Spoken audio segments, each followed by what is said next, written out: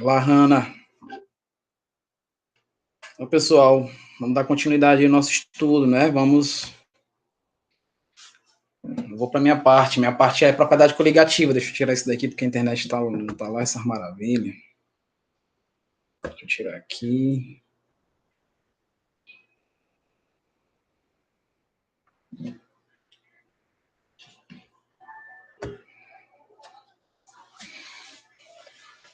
Então, eu tenho que perguntar isso para vocês. Como é que vocês estão de propriedade coligativa? O que é que vocês lembram de propriedade coligativa?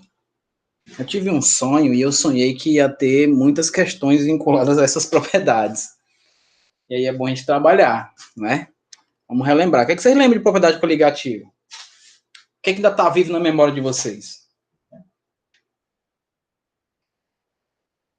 Vocês lembram que é a pressão máxima de vapor? Você sabe dizer o que é um escape? Vocês lembram das formulazinhas lá da tonoscopia, ebulioscopia, crioscopia e a tonoscopia, que é fundamentada aí com as pressões, a pressão osmótica? Vocês lembram disso?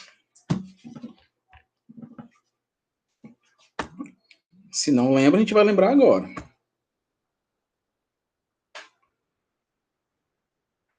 Lembra de algumas coisas, né, Alzira?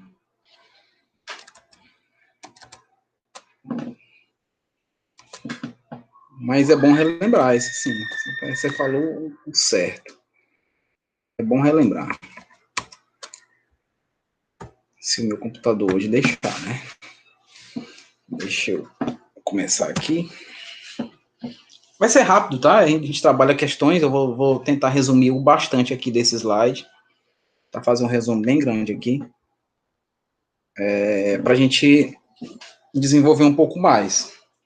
Assim, dificilmente vocês encontram cálculo, né? Se esse meu sonho se concretizar, dificilmente vocês encontrarão a parte de cálculo, calcular a tonoscopia ou calcular a ebulioscopia, enfim. Dificilmente, é muito mais a parte teórica mesmo.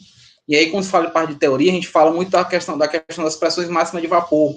Né? E a definição, só para a gente relembrar, o que é propriedades coligativas são propriedades do solvente puro, né, o que sofre alterações quando esse solvente passa a constituir uma solução. Então, se eu tenho um solvente puro, eu não vou mexer nas suas propriedades, né? Ele está puro, ele está lá as suas interações intermoleculares, ele está lá com as suas propriedades químicas e físicas, ponto de fusão, ponto de ebulição. A partir do momento que ocorre a transformação de uma solução, porque se ele é o solvente, para ser solução, precisa de um soluto. Então, a definição principal sobre propriedades coligativas é a adição de um soluto não volátil. Por que o não volátil? Vamos relembrar. A questão de ser não volátil é porque eu preciso ter aquele composto que não vai volatilizar facilmente, né? Então, o soluto não pode ser volátil.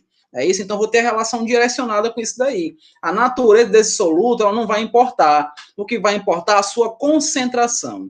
Tá? Então, você pode ter uma solução de água e sal, né? O cloreto de sódio, você pode ter uma solução onde você pode ter algumas gramas, né, de sal. Então, ele pode até ser quase que imperceptível. Então, se eu tenho uma solução, por exemplo, que nós conhecemos como solução supersaturada, então eu vou ter muito mais soluto do que solvente. Então, aí nós temos a questão da concentração. Né? À toa, por exemplo, que lá no Mar Morto, que nós temos o excesso de sais lá, eles impedem que as pessoas afundem. A densidade vai ficar muito modificada, justamente pelo excesso desse soluto que é adicionado ao solvente. No caso, quem é o solvente é a água. E aí nós temos a definição de propriedade coligativa. Então, a substância pura tem propriedades físicas bem definidas, nós já sabemos, né?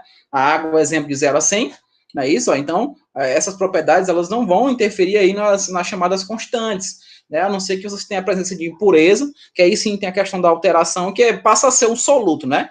Vai passar a ser o soluto. Você, um exemplo, você está fazendo aqui em cima hoje, coloca água para ferver, ela está dizendo, ferva a água, deixe 3 minutos, depois apague, né, o fogo e mande para dentro do seu miojo. Então, quando você coloca o miojo, você está vendo que a água já chegou aos 100, você colocou o miojo, a água para de borbulhar. Aquele miojo, ele passa a ser um soluto. Então, ali você tem uma solução. Agora, você passou a ter uma solução. E nós sabemos que as misturas, elas possuem a sua temperatura de fusão e ebulição variada. Vai haver essa variação.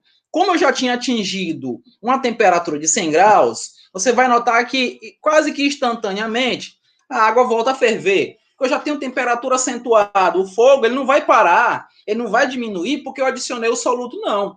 Vai haver essa questão de transformação, sair de um solvente puro para agora a formação de uma solução. E aí vai haver essa modificação. Tem muito mais aquela parte que a gente trabalha de inorgânico lá no começo de tudo, né? Lá no início dos primórdios. Então vamos aí, ó, desenvolve-se sal comum em água, por exemplo, ela passa a congelar-se em temperaturas mais baixas e a ferver a temperaturas mais altas, em relação à água pura. A presença de um soluto na água também altera o comportamento das células vegetais e animais.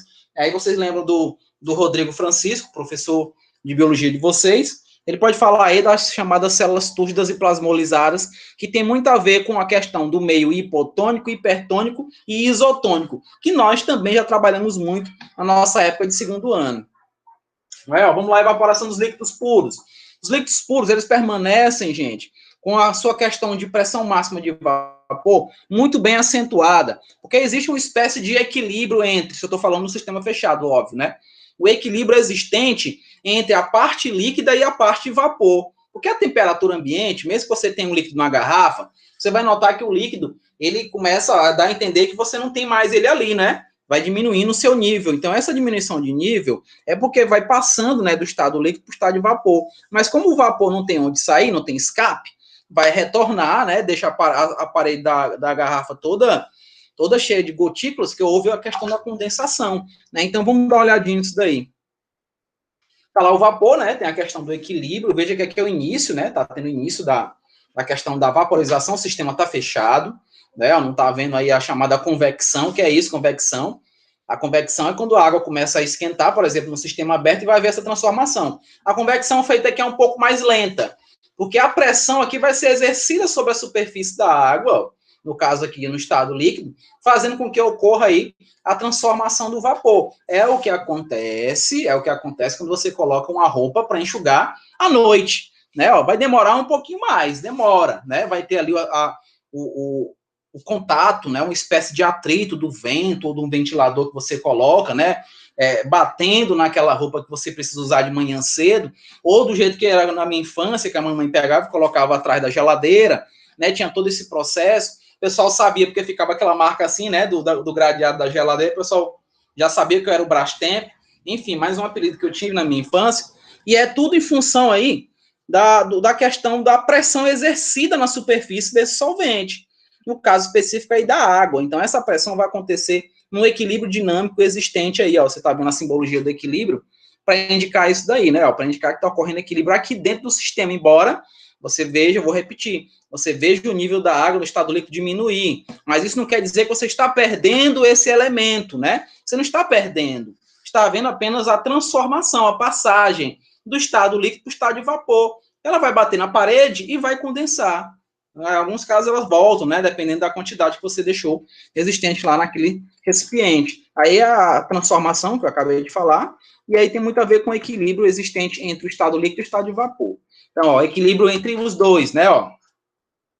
A questão aqui, ó, do escape, né? O escape, gente, é necessário você lembrar do escape, porque eu vou precisar da pressão para que o escape aconteça. Então, eu posso, inclusive, vamos trabalhar com gráfico lá, quando você trabalha de propriedades coligativas, é gráfico. Vai aparecer gráficos e vocês vão ter que relacionar aí tanto a natureza desse soluto, quanto a ordem, né, de evaporar, no caso aí, a pressão máxima de vapor de cada um. Então, com dois, eu vou ler essa parte que está de preto aí, ó. Evaporação e condensação. Acontece apenas com a velocidade de evaporação do líquido se torna igual à velocidade da condensação dos vapores. Para eu poder fazer que algo saia do estado líquido para o estado de vapor, eu preciso igualar as pressões que eu estou no ambiente e a pressão do próprio elemento, né? Eu tenho que igualar essas pressões, né? À toa que quando você vai acima do nível do mar, né, uma altitude maior, vai lá para São Paulo, vai lá para Brasília, ou vai lá para o Monte Everest, você não precisa de tanta energia para que a água evapore, né? Isso está dizendo o quê? Que eu estou igualando a pressão máxima de vapor daquele líquido, né? Um líquido puro, enfim, ou mesmo da solução, estou igualando essa pressão máxima de vapor com a pressão do ambiente. Eu só vou conseguir fazer com que a água evapore, que a água entre num estado de escape, que forme a convecção, a partir do momento que eu consigo igualar essas pressões máximas de vapor. Tá? Só vou conseguir fazer a relação se eu conseguir fazer esse processo de igualar essas pressões. Tá, gente? A minha internet está travando pra caramba, tá? Vocês estão vendo a minha imagem meio vulta, assim, e até para mim também tá ruim aqui. É o Justino, Cauã, só para chamar aqui a galerinha, Maria Aparecida, tudo bem? Zé Henrique, então vamos voltar aqui. Gente, se estiver travando, por favor, me avisem, tá? Se estiver travando aí, me avisem para eu dar o meu jeito aqui, tá? Ou reiniciar, não sei. Tudo bem? Vamos prosseguir aqui. Tem aquela questão do estado, a convecção precisa igualar para poder evaporar. Não é à toa que alguns vai demorar, né? A água, por exemplo, a água, ela não é à toa que ela ferve a 100 graus. Tem a questão da sua natureza, né? O tipo de interação existente das moléculas de hidrogênio e oxigênio estão vinculadas aí às ligações de hidrogênio, então não esqueça dessa informação, que são interações de cunho forte, né? Difíceis de ser rompidas e que exigem um pouco mais de energia para eu poder igualar, né, a pressão ambiente com a pressão do próprio solvente, né, para poder ocorrer aí a escape e a possível vaporização. A influência da temperatura na pressão de vapor, vou botar aqui mais um exemplo. Você vai notar aqui, nós temos a água pura, 0 grau, ó, tá vendo aqui as pressões existentes, né, ó, tá vendo que elas são exponencial, tá aumentando, né, ó, quando aumenta aqui a temperatura, tá aumentando aqui a pressão, é isso, ó. Nota que a 100 graus nós temos 760 mmHg, corresponde a um ATM. Um ATM é uma atmosfera. É o que é a pressão exercida sobre nós aqui ao nível do mar. Né? Ao nível do mar, a água vai ferver a essa temperatura. É isso, a 100 graus, e numa pressão de um ATM. E vai aumentando. Está aumentando a temperatura, está aumentando a pressão, né? É diretamente proporcional. Nós já sabemos sobre essa natureza. Então, aqui está um gráfico representando, né, que ela está subindo, ela vai subindo. Se aumenta a temperatura, vai aumentar a pressão, e aí vai chegar a possibilidade da questão de evaporar, né, pela pressão exercida na superfície desse solvente. Mais um aí, a influência da natureza do líquido, isso daqui é importante, ó. Líquidos mais voláteis do que a água, como o álcool comum, o éter comum e etc., evaporam-se com mais intensidade, resultando em maiores pressões máximas de vapor, ó, à mesma temperatura. As curvas desses líquidos estão evidenciadas acima na pressão máxima que nós vamos mostrar agora. Então, veja, aqui o sistema está aberto, tá vendo? Ó, o sistema está aberto, não está fechado, como eu tinha mostrado no início. Então, a natureza aqui vai importar. Vai importar em quê, professor? Vai importar para eu saber quem terá a maior pressão máxima de vapor, quem vai evaporar primeiro. Então, os compostos voláteis, eles possuem maior pressão de vapor. Eles vão sair desse estado líquido para o estado de vapor facilmente, rapidamente. Né? Então, está tudo vinculado à sua natureza. Tem aqui os 3 exemplos: acetona, água e óleo. Né? Os 3 estão no mesmo ambiente, com a mesma temperatura e a mesma pressão. Estão nas mesmas condições. Então, veja que o acetona ela vai evaporar rápido. Né, ó, a gente começa a sentir o cheiro da acetona, abre o vidrinho e já começa a sentir o cheiro. Ela é volátil, consequentemente, ela tem a maior pressão de vapor. Então, quem tem maior pressão de vapor tem menor temperatura de ebulição. Então, são inversamente proporcionais. Quanto maior for a pressão de vapor, menor será a temperatura de ebulição. Não esquecer desse detalhe, né? Então, pressão máxima de vapor, quanto maior for, menor vai ser essa temperatura para ele poder evaporar. Então, vai ser uma menor temperatura. Então, a acetona não evapora a 30, a 25 graus, enfim, vai depender também do ambiente. A água aí, especificamente, ela vai evaporar a 100 graus, ela vai demorar um pouco mais. Você coloca os 3 frascos e espera ver a questão da vaporização acontecendo, você vai ver a acetona indo embora mais rápido. A água vai começar a baixar, mas um pouco demorado. Nós sabemos que ela tem uma pressão elevada, eu tenho que igualar um ATM, 760 que nós acabamos de ver, né? Então, para isso, eu preciso aumentar a energia, né? À toa que precisa de mais calor para que ela consiga igualar as pressões e poder evaporar, ocorrer o escape. Já o óleo, você está vendo que o óleo, ele não tem como, num ambiente, né? Uma temperatura de ambiente controlada, ele não tem como evaporar, até porque a natureza dele está mostrando aí uma cadeia longa, né? É uma cadeia hidrocarbônica, então tem vários carbonos e hidrogênios formando aí esse composto que nós já conhecemos, que é o óleo. Então, a natureza dele é uma natureza covalente, que na teoria, o covalente é mais fraco do que o da água, mas aí você está vendo a quantidade, né? A quantidade agora está interferindo. Não é à toa que se você precisa fazer comparações de compostos moleculares, que é no caso óleo, você vai observar a massa molar deles, né? Porque quando eu falo de comparar esses compostos moleculares, eu não estou relacionando a questão de dissociação ou ionização. Nós sabemos, inclusive, que em compostos moleculares, quando eles estão relacionados à água, o que é que vai acontecer com eles? Vai acontecer apenas a solvatação. Solvatação, só para relembrar vocês, é o processo de enfraquecimento das ligações covalentes. Se você, por exemplo, for solvatar a glicose, que é o C6H6OH, misturou com água, fez a reação com água, não vai haver o rompimento de carbono, hidrogênio e oxigênio. Não vai haver essa decomposição. Você continuará a ter a glicose, só que enfraquecida, na maneira aquosa. Eu não quebrei a molécula, ela continua tendo a mesma estrutura. Agora, se você precisa fazer comparativo entre a glicose e a sacarose, que foi conteúdo do nosso passado, né? Nós falamos sobre isso, né, de biomolécula, a glicose nós sabemos que é o OSE, vocês lembram disso, lembra? A glicose e OSE mais simples, e a sacarose, que é justamente a glicose mais a frutose, são os disacarídeos, que nós chamamos de osídeos. Lembram disso também, não lembram? Então, existe essa diferença, porque a massa da sacarose vai ser maior. Então, se a massa da sacarose é maior, ela vai exigir mais energia para ocorrer o quê? O escape, para ela poder o quê? Evaporar. Justamente porque existe uma densidade muito aproximada desses elementos que são os elementos. E eu vou precisar de mais energia para que ocorra esse processo de evaporação.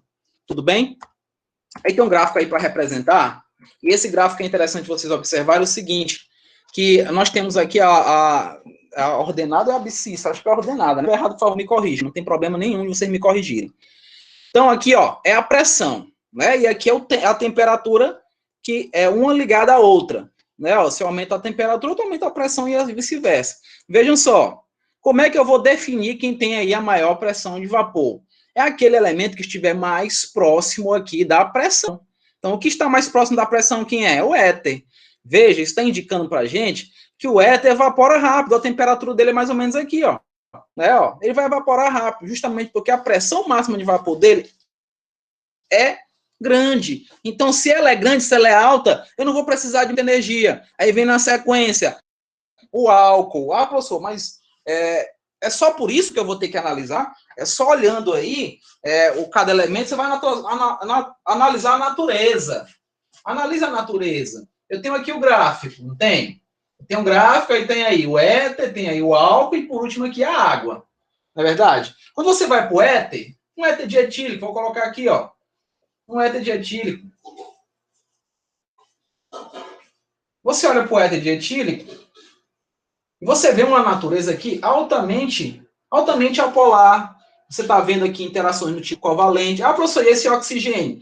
Ele não é capaz de fazer uma ligação de hidrogênio? Não. Por quê? Porque ele está aqui, ó, entre ligações que são altamente apolares. Então, existe um impedimento desse oxigênio formar ponte com hidrogênio ou com qualquer outra estrutura relacionada aí a ligações coordenadas. Então, aí eu não consigo fazer. Por isso que ele se rompe facilmente. Ele não tem energia suficiente. Então, ó, o rompimento das ligações vai ser eminente. Então, ele é o primeiro a evaporar. Quando você vem para o álcool, falou do álcool aí, eu posso falar do álcool etílico também, vamos lá. Falou do álcool, aí vocês vão lembrar. Esse lado aqui é o lado polar, e esse lado aqui é o apolar. Então, aqui, ó, é o que vai dar certa substância, né, que vai dar certa robustez, fazendo com que o álcool fique aí no meio. Né? Então, o rompimento do álcool vai demorar um pouquinho mais. Se você desce bem aqui o gráfico do álcool, vai dar aí cerca de 35, né, 36 graus aproximadamente, né? Então, vai dar mais ou menos isso. Né? Então, você vê que para ele evaporar, para ele chegar no estado de escape, no estado de vapor, eu vou ter que aumentar um pouco mais a temperatura. Porque aumentando a temperatura, eu vou igualar a temperatura ambiente, a pressão ambiente, com a pressão máxima de vapor do álcool. Mas tudo isso estou vinculando aqui à natureza dele. A natureza dele também tem a sua importância. E a água é a última, justamente porque a água tem a ponte para ser formada, né? Ó. A água, ela tem a pontezinha aqui que forma ligações com outras moléculas, né? Isso, ó. Ou pode ser com a própria molécula de água, por exemplo, com o nitrogênio, né? O nitrogênio também existe essas possibilidades. Só lembrar do FON, né? Só lembrar do FON. Flúor, oxigênio e nitrogênio são capazes de formar aí ligações de hidrogênio. E, posteriormente, por ter uma interação muito forte, né, a interação aqui do tipo ligação de hidrogênio, essa interação forte faz com que essa curva se afaste cada vez mais da pressão, porque aqui é a pressão, aqui é a temperatura, né? Ó, aqui é a temperatura. Então, ó, quanto maior for a resistência da própria molécula, mais energia eu necessito para poder igualar, porque eu estou aqui a 1 atm, ó. Eu estou aqui a 1 atm de pressão, né? Ó, aqui é 1 atm. Isso levando em condições aí a CNTP. Né? Então, é importante que vocês observem isso daí quando se depararem com esse tipo de questão. A influência da quantidade do líquido, né? Então, a quantidade também vai nos importar. Ó. A pressão máxima de vapor de um líquido a uma dada temperatura não depende das quantidades de líquidos e de vapor presente. Imaginemos dois recipientes fechados, a mesma temperatura e contendo o mesmo líquido. Bora ver aí, ó. É o que eu tinha falado para vocês no início, né? Começa a evaporar. Ó. Tá vendo aqui a convecção? O que é a convecção? É justamente o estado de vapor, a pressão exercida aqui no estado de vapor, que vai bater aqui nas paredes, não tem aonde ir, o que, é que ela faz? Ela volta aqui para a superfície do estado líquido, né? Exercendo a pressão mecânica, fazendo com que esse estado líquido se transforme no estado de vapor, e aí você vai achar especificamente, gente, isso. Você vai achar que está ocorrendo um vazamento, né? Que a parte líquida está perdendo, está sendo perdida por algum vazamento, alguma microfissura na garrafa, enfim. Mas, na verdade, aqui o que está acontecendo? Está aumentando a pressão interna existente aqui nesse recipiente fechado, aumentando cada vez mais o estado de vapor e diminuindo aqui o líquido, né? Ó, vai diminuir o líquido até chegar a um estado que vai condensar, obviamente, aí ele pode até voltar para o seu nível anterior, tá? Mas vai ficar sempre nesse processo, por ser o estado fechado, né? Tá a garrafinha fechada, não tem como a gente quantificar essa quantidade aí de vapor exercida, né? E alguns exemplos que a gente tem no nosso cotidiano, o isqueiro é um deles. Ele está no estado líquido, você aperta aqui, aperta só o êmbolozinho, ele, né, a pressão exercida sobre esse estado, né, vai ser aumentada, e aí eu vou sair do estado líquido, na verdade, para o estado de vapor, por isso que ele sai só o gás. Aí se você dá aquela faísca, vai formar a chama, enfim, né, está relacionado aí com a pressão exercida no estado líquido. Exercitando aqui, a gente vê com atividade, mas vamos lá, para ver se foi assimilado, se deu para lembrar o que eu falei. O gráfico abaixo mostra a variação de pressão de vapor de algumas substâncias. Em relação à temperatura, né, e daí as abscissas ordenadas, tá aqui os elementos, ó, lembra que quando está mais próximo aqui da pressão, é o mais próximo da pressão, melhor, né, para a questão de ter a maior ou menor pressão máxima de vapor. É isso? Então, vamos lá. Qual entre essas substâncias é mais volátil? Ficou fácil, não fica? Não é fácil ver isso daí? O mais volátil é aquele que estiver mais próximo da pressão. O mais próximo da pressão. Quando estiver falando sobre a questão do diagrama de 3 pontos, nós vamos ver que nas substâncias puras, nós vamos ver o gráfico muito próximo à pressão. Por isso que a passagem do estado sólido para o líquido é muito fácil, muito rápida. Então, o patinador no gelo, ele vai exercer uma pressão no gelo para ele poder sair do estado sólido para o líquido. Quando ele retira essa pressão, que é para poder patinar, escorregar, deslizar, ela vai retornar para o estado sólido, porque a distância entre sólido e líquido é muito pequena, né? E isso tudo está função da pressão. Por isso que a pressão aí é vinculada no gráfico, né? Se você ver aí a vinculação da pressão, você vai notar que esse cara aqui, que é o número 1, ele é o que está mais próximo da pressão. Então, consequentemente, ele precisa de menor energia, né, para poder evaporar, porque ele tem a maior pressão de vapor. Mas ele já tem a maior pressão, eu não vou precisar de tanta energia. É só lembrar quando você sobe aí a serra, para ir aí para Campos do Jordão, para aí o Sítio do Bosco, né, que está lá em cima, está na serra, não precisa de tanta energia assim, né, para poder fazer a água evaporar. Né? O Flamengo, quando vai jogar, aí o Cauã que pode me dizer isso, o Flamengo, quando vai jogar lá na Bolívia, que apanha lá na Bolívia, eles apanham porque a pressão lá é pequena, é baixa, né? Ó, quanto mais alto eu vou, menor a pressão, consequentemente, as hemácias não vão conseguir carregar oxigênio, porque lá é rarefeito, tem pouco, né, ó, tem pouco oxigênio, o corpo fica perdido, sem ter oxigênio para poder carregar, e aí dá as tonturas, dor de cabeça, e aí perdem, e aí a desculpa sempre é da altitude, né, a desculpa sempre é da altitude. Eu digo que o Flamengo, mas o Palmeiras também já apanhou, sim, tá, então ninguém está isento dessa taca, não, em relação à falta de pressão, não, tá bom? Viu, Calma? Então não se zangue comigo, não. Então, letra A, prosseguindo aí, ó, ebulição dos líquidos puros, né, ó, a gente teria chamado a conversão que eu tanto falei para vocês, agora o sistema está aberto, então está recebendo a pressão atmosférica aqui, ó, na superfície, né, ó, essa pressão atmosférica, né, a pressão da camada do líquido, ó, vai ser desprezível, mas vai haver aqui uma volta, um desenvolvimento. Então, ó, que nós chamamos de pressão final, que não vamos ver isso na regra de Raul. Então, essa pressão final inicial, ela está vinculada com a transformação, é quando vai entrar no estado realmente aí de vaporização, quando eu conseguir igualar as pressões. Quando eu igualei a pressão do líquido, né, propriamente dito, com a pressão externa, que é a pressão onde ele se encontra, né, a pressão de 1 atm, a pressão de 4 atm, enfim, vai depender de onde ela se encontra. Né, então, vai haver aí esse processo de convecção e a transformação aí no estado de vapor. A ebulição dos líquidos puros ainda vinculada, veja o que eu tinha acabado de falar para vocês dos 3 pontos, ó, eu tenho um líquido, eu tenho um vapor, né, ó, é uma proximidade muito grande, ó, você vê que eu posso sair para o vapor e para o líquido muito rapidamente, só com pressão, é só aumentar a pressão que eu consigo fazer isso, não é à toa que quando você quer fazer o gelo seco virar sólido, né, que está lá no estado gasoso, você vai aumentar a pressão, ele vai passar diretamente, chamada sublimação ou ressublimação. Ele passa diretamente do estado gasoso, é gasoso, não é vapor, tá? O estado gasoso para o estado sólido, ele nem chega no líquido, né? A pressão exercida sobre ele é muito forte, então aumentou a pressão, então ele tem essa questão do equilíbrio. Veja que ele está falando de liquefação, então existe uma diferença entre condensar e liquefazer. Estado de vapor, liquefazer ou liquefação é o gás propriamente dito, o gás perfeito, tá? Não esquece disso daí.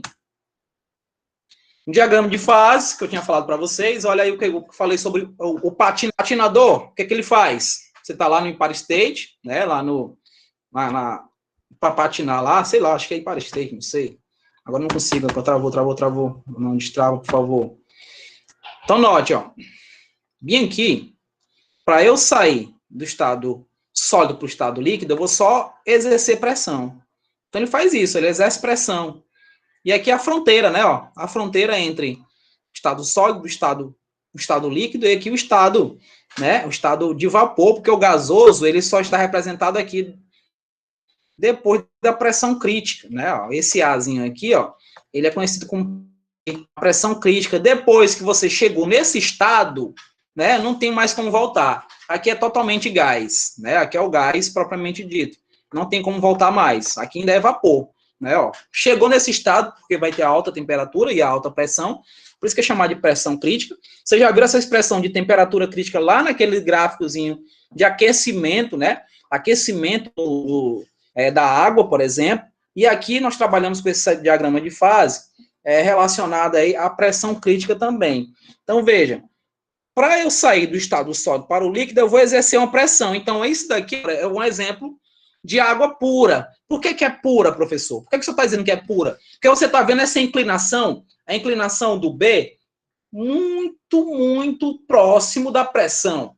Então, só as substâncias, só os compostos, só os solventes puros, eles vão ter aí essa representação de B, né? Ó, vai estar muito próximo aqui da pressão, né? Muito próximo aí da pressão. Então, quando isso acontecer, nós estamos falando de um solvente puro. Então, a água pura, deve dar água pura. Então, veja que ela está bem para cá. Então, se eu quiser passar para o estado líquido, eu vou aumentar a pressão. Se eu quiser voltar para o estado sólido, o que é que eu faço? Eu retiro a pressão.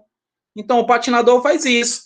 Ele patinou, deslizou, né, saiu do estado sólido, deslizou no estado líquido. Quando ele retira o patins, que não tem mais pressão, aí ele vai voltar para o estado sólido. Se você olhar para trás, não está nada molhado lá. Né? Quem acompanha aí as Olimpíadas de Inverno, como eu acompanho, vocês veem isso daí. Eles patinam rapidamente, tirou o pezinho e voltou para o estado sólido, porque está muito próximo. Nesse diagrama de fase, nós temos aí o ponto triplo, não é? Ó, esse ponto triplo é para todos, não é único exclusivamente para a água ou qualquer substância pura. É o ponto onde tem os três estados ao mesmo instante, na mesma temperatura, né? Ó. Ao mesmo momento, você vai ter sólido, líquido e gasoso, no vapor, perdão, sólido, líquido e vapor. Para ser gasoso tem que estar lá atrás, né? Sólido e vapor, a pressão, né? Ó, a pressão de 4,579 mmHg, que você pode transformar para TM, não tem problema nenhum, que vai dar 0,0006. E temos aqui essa temperatura de 0,0098, no caso, graus Celsius, para poder três estados físicos aí vincular a água no estado puro, né? A água pura aí. É desse jeito que nós trabalhamos o diagrama. Deixa eu dar uma acelerada. Deixa eu dar uma acelerada aqui, ó. Daí as mudanças que acontecem também com os outros estados, veja que estão muito próximos, né? E aqui, a mesma coisa acontece com o sódio e com o vapor, é o que nós chamamos de sublimação. Então, nós temos aí os processos muito próximos, é só relacionar a pressão. Vocês notam que aqui a pressão ela tem que ser um pouco maior, né? Para você sair aqui para vir para cá, vocês precisam ter uma temperatura boa e uma pressão um pouco aumentada, porque está se afastando cada vez mais dela, né? Então, aqui necessita um pouco mais de energia para que isso aconteça. É só a representação, fusão, congelação. Essa congelação aqui é nova, né? Para alguns. Ah, professor, congelação tá errado. Não, tá correto. Tá? E aí, vaporização, condensação, né? O estado direto, o estado inverso. Um é endotérmico, o outro é exotérmico. Esses voltando todos são exotérmicos, não esquece disso. E temos aí as duas sublimações, a sublimação e a ressublimação, que é o processo contrário. Aqui só tem algumas influências da temperatura que a gente vê, né? Ó, Rio de Janeiro. Rio de Janeiro, a água vai ferver aí, ó, a 0 grau. Aliás, a nível do mar, né? Ao nível do mar. Aí é que nem o nosso, vai ferver a 100 graus. Lá em São Paulo, a água ferve a 97 graus, né? Então, vai diminuindo energia, não diminui? Campo do Jordão, 1.628 metros, né? Ao nível do mar. Já vai diminuindo, 95. Cidade do México, 92. La Paz, lá onde o Flamengo apanha, 88. Aí o Monte Everest, olha quanto é que diminui de energia para você fritar lá um ovo lá no Monte Everest. 70, não é isso? Ó, 70 graus a temperatura de ebulição da água. Então, quanto mais alto eu for, menor energia vai ser necessária para poder fazer o processo de ebulição, né? Que é chamada ebulioscopia ou ebuliosmetria. Então, aí são as altitudes e aqui são a questão das temperaturas de ebulição, não é isso? E as temperaturas de ebulição para cada um. Então, a relação aí, no caso, né, da pressão e atmosférica e altitude, que a gente acabou de ver, subiu a serra, né? Diminui a pressão vai cair. Consequentemente, a temperatura, a energia que eu vou necessitar para evaporar vai ser menor, não é? Porque eu vou conseguir igualar mais fácil, né? Porque se eu tenho uma pressão alta e tenho uma temperatura menor, eu vou precisar igualar para poder, justamente, a pressão desse elemento que eu estou igualando com a temperatura possa ser a mesma da pressão ambiente e fazer com que ocorra aí o processo de ebulição. Lei de Henry, para quem não lembra, né, que tem aquele izinho para fazer os cálculos, não sei se vocês lembram, né? Essa lei de Henry, ela está vinculada com aumento de 1 grau nos líquidos, né? Ó, a partir do momento que a gente está aumentando a pressão, então tem que aumentar. E aí a gente fala de solubilidade de gases, né? De gases em líquido. Né? Vocês lembram disso, não lembram? Isso daí a gente vê lá no começo do ano, quando fala do efeito Tyndall, né? Quando fala aquela questão de mistura de soluções, né? Fala de solução saturada, supersaturada, a gente lembra muito disso daí. Então, isso daqui é chamada solubilização. Então, tem aqui a constante de proporcionalidade, né? Que é o K, e aqui também vai ser uma pressão relacionada, né? Então, eu só vou ter esse tipo de interação de solubilidade de gás se eu tenho temperaturas baixas. Então, o refrigerante que você compra só vai ficar gostosinho com gás se ele está na temperatura baixa. Se a temperatura for alta, o gás vai evaporar, porque vai aumentar a cinética, diminuir a potencial, aumenta a cinética, e vai ver o choque e o gás vai embora. Isso é fato, né? Então, está muito relacionado aí com essa lei de Henry, ok? Então, a solubilidade de um gás no líquido, não é? A constante específica do líquido e aqui a pressão sobre esse líquido. E nós temos a relação aí direta, né? Relação direta. Está lá o refrigerante, se você abre aqui a pressão, tira a pressão, o gás vai embora. Né? Não vai ter mais a mistura, a tendência é ele ir embora. Agora, se você está aumentando a pressão, né? Mantendo aqui um certo equilíbrio, na verdade, você continua mantendo as propriedades de solubilização entre líquido e gás. Está aí o refrigerantezinho lá do seu Sampaio, que já passou a hora de vocês tomarem ele, né? Que já são 11h35. Relacionando pressão atmosférica e temperatura de ebulição, do mesmo jeito a gente vê as variações, né? Ó, aqui nós temos uma pressão de 1 atm, ó. O que está acontecendo aqui, ó? Quando eu estou aumentando, quando eu estou subindo, né? Eu vou sair daquela pressão de 1 atm e estou baixando aqui a pressão, não estou, ó? A pressão baixou, né? Então, se baixa a pressão, também vou baixar a energia, né? Ó, baixou a pressão, baixei a energia, então eu vou conseguir chegar na evaporação, né? No processo aqui de produzir a ebulição muito mais rápido, né? Então, se cozinha muito mais rápido lá em La Paz do que aqui em Teresina, né? Porque a pressão lá é baixa, é pequena, é pouca. Do mesmo jeito vai acontecer se eu tenho que aumentar a pressão. Se eu aumento a pressão, aí eu vou ter que aumentar a energia, né? Se eu estou subindo cada vez mais, né? Então, ou a pressão aumentada no sistema, eu vou ter que aumentar essa energia para igualar e começar a evaporar, né? Começar a evaporar.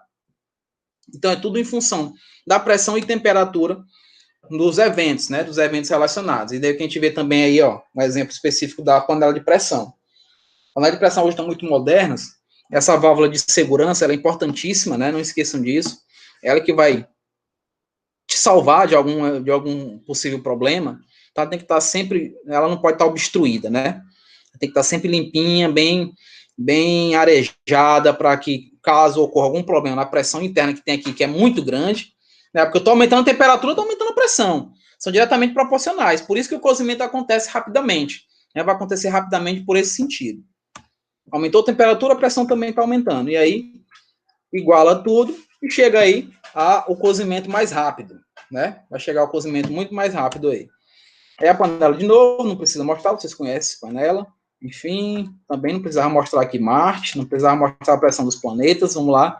Daqui é porque eu dei essa aula no primeiro ano, tá, gente? Então, no primeiro ano a gente tem que mostrar essas coisinhas para que as crianças possam achar interessante. Então, comparando os líquidos diferentes, bora ver aqui. Para comparar os líquidos. O éter comum, nós já vimos, né? Ó, tá próximo daqui, então ele evapora primeiro. O álcool etílico vai evaporar depois e a água. Note as temperaturas, veja aí, ó. Ó o álcool etílico 78,5. Olha aqui o éter, uma temperatura de 34,5 graus. Tudo está vinculado aqui pela maior pressão de vapor exercida aí. Então, A tem a maior pressão de vapor que B, e B tem a maior pressão de vapor que C. Então, quanto mais distante for da pressão, mais energia eu necessito para evaporar. E, consequentemente, eu terei a menor pressão de vapor. Então, ó, maior pressão de vapor, líquido mais volátil, menor temperatura de ebulição, né? Líquido mais volátil, menor temperatura de ebulição. Então, esse exercitando, não vamos falar esse exercitando, deixa eu passar. Pronto, efeito coligativo, vamos lá. São alguns efeitos. O tonoscópico, que esse tonoscópico está relacionado com a pressão, né? Então, a pressão vai trabalhar direta com ele, eu vou mostrar as fórmulas depois. Então, o ebuloscópico vai estar relacionado aí com o aumento da ebulição da solução. E daí, tudo, volto a falar, está vinculado à adição de um soluto não volátil. Adicionou um soluto não volátil, eu vou alterar tudo. Altero a tonoscopia, altero a ebiloscopia, que é justamente o ponto de ebulição, vou alterar a crioscopia, que é o ponto de congelamento, e vou mexer com a pressão osmótica. Vou mexer com a pressão osmótica a partir do momento que eu adiciono um soluto não volátil. Então, a natureza é importante aqui, tá? Efeito crioscópico, não é isso? É que eu vou reduzir o ponto de congelamento. Um exemplo, utilizamos aí para impedir que os carros, aqui especificamente em Teresina, a água evapore no radiador, precisamos colocar um soluto não volátil. Se bem que a adição do etileno glicol, ele tem uma natureza covalente, mas ele não vai evaporar fácil, não evapora fácil. Se você abrir o etileno glicol, que é aquele rosinho, né, aquele líquido rosinho, você deixar ali, ele vai passar 5, 6, 7 dias para poder evaporar. Aí ele tem uma natureza muito próxima, a sua massa é maior, então impede essa evaporação. Por isso que ele é considerado aí um soluto não volátil. Então, ele vai modificar o efeito ebuloscópico e o crioscópico, porque lá nos países frios também precisamos fazer esse processo.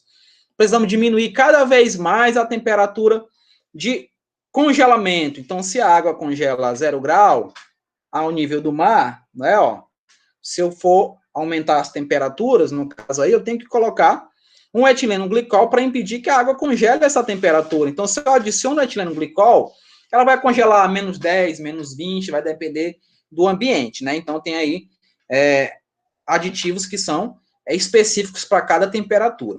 E nós temos aí a tonoscopia, que é a pressão osmótica, que essa, sim, é uma das possíveis questões que possa aparecer no Enem, falando sobre pressão osmótica, falando sobre a questão aí de soluções hipertônicas, hipotônicas e isotônicas, que vocês veem muito na biologia. Então, como da interdisciplinaridade, pode ocorrer alguma relação entre elas, né?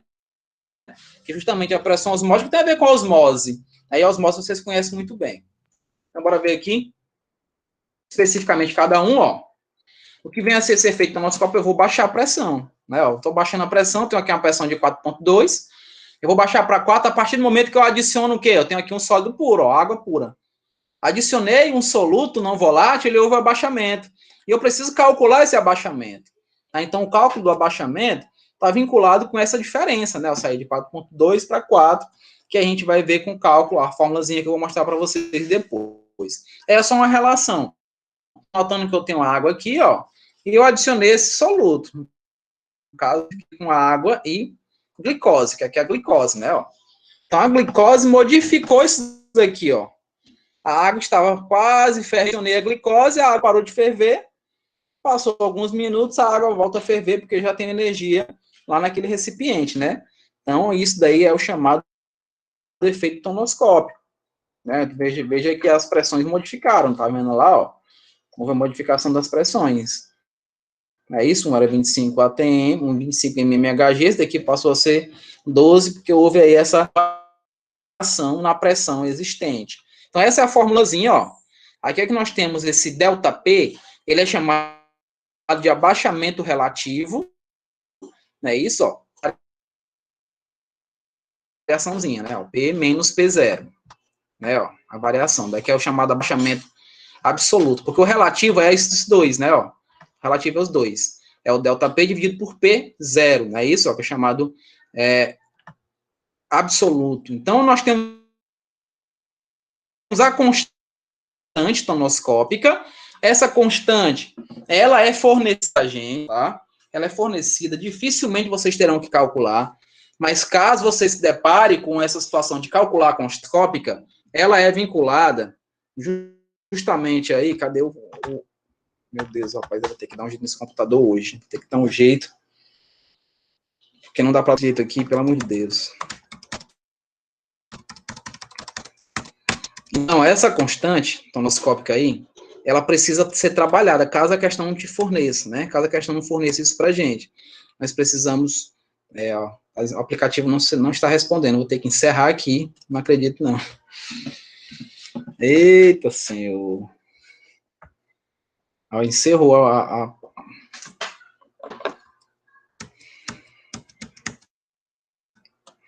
Deixa eu tentar voltar aqui. Desculpa, gente, travou tudo aqui, tá? Vocês me perdoem. Quando isso acontece é muito chato isso, muito chato. Por exemplo, tem que parar a apresentação. Meu senhor, hoje realmente não é dia.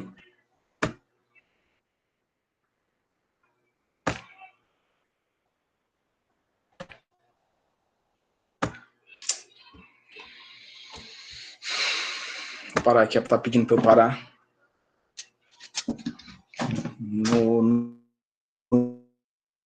Do assunto, trava.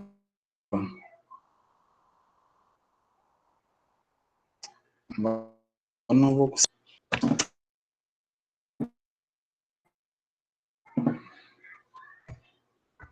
Mas é assim mesmo, quem quer, não desiste não.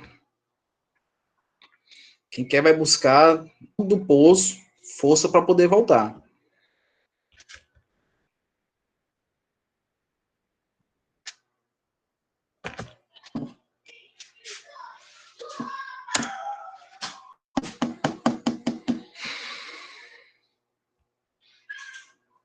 Pessoal.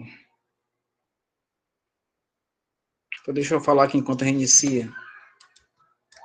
Então, acho que já deu para vocês lembrarem alguma coisa, né?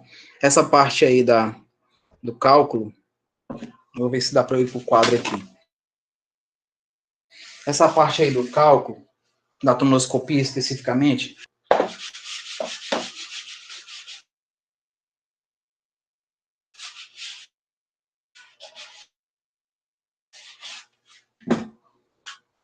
a relação é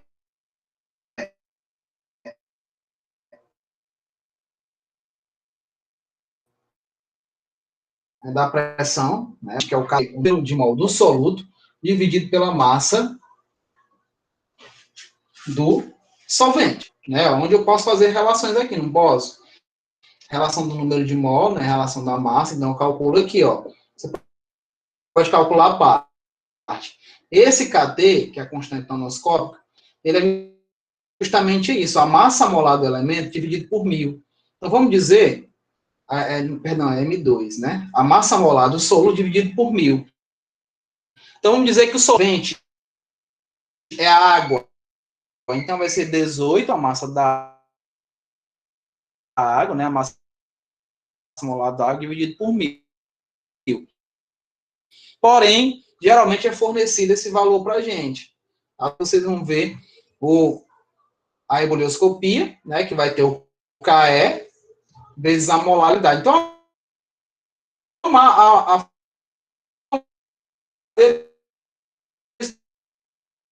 né? Ó, tem a crioscópica, que é essa daqui representada, que seria o KC,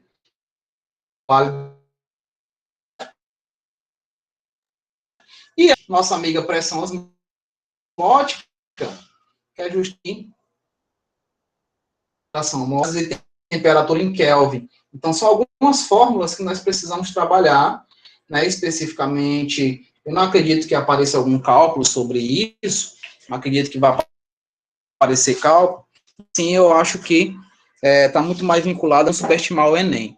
Subestimar o Enem jamais. Muito bem preparados. Se vocês forem fazer para fazer cálculo, quando você formar a solução, você precisa estar muito ligado no momento de fazer a dissociação. Tem que ser bem dissociado, porque a quantidade de valor que nós falamos ali do balanceamento de carga, ele é fundamental, que é dado para a gente aí as quantidades molares de todos os elementos, né, do sal em si, e quando você separa, essas quantidades é que vão dizer, por exemplo, quem é que evaporar primeiro, quem é que vem na sequência, né, quem tem maior ou menor temperatura de vapor, que é justamente aí a relação vinculada com essas interações entre as partículas, tá? Então, você tem que ficar muito ligado com isso.